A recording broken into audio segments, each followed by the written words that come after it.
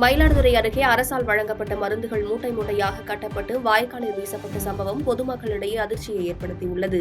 மயிலாடுதுறை மாவட்டத்தில் வடகிழக்கு பருவமழை தீவிரமாக பெய்து வரும் நிலையில் மயிலாடுதுறை அருகே உள்ள குளிச்சாறு கிராமத்தில் வடிகால் வாய்க்கால் தூர்வாரும் பணியினை வேளாண் பொறியியல் துறையினர் செய்து கொண்டிருந்தனர்.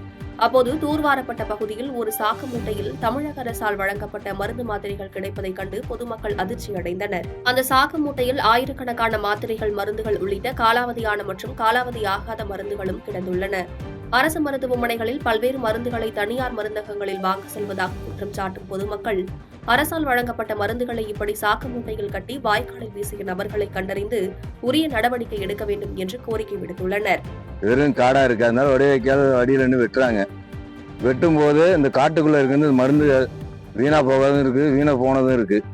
வீணா போகும்போது 2025 வரைக்கும் டேட்டு உள்ளதும் இருக்கு.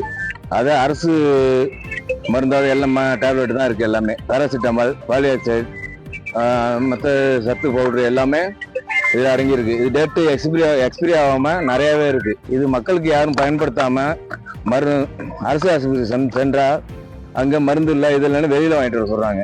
இவ்வளவு மருந்து இப்ப வேஸ்ட் ஆக்கி இங்க கொண்டு குப்பையில கொட்டுற மாதிரி காட்டுல கொட்டி வச்சிருக்காங்க, யாருக்கும் தெரியாம. பாதகம் செய்பவரை கண்டால் நாம் பயங்கொள்ளலாகாது பாப்பா, மோதி மிதித்து விடு பாப்பா, அவர் முகத்தில் உமிழ்ந்து விடு பாப்பா. அண்மை செய்திகளை உடனுக்குடன் தெரிந்து கொள்ள இணைந்திருங்கள் இயம்நாடு தொலைக்காட்சியுடன்.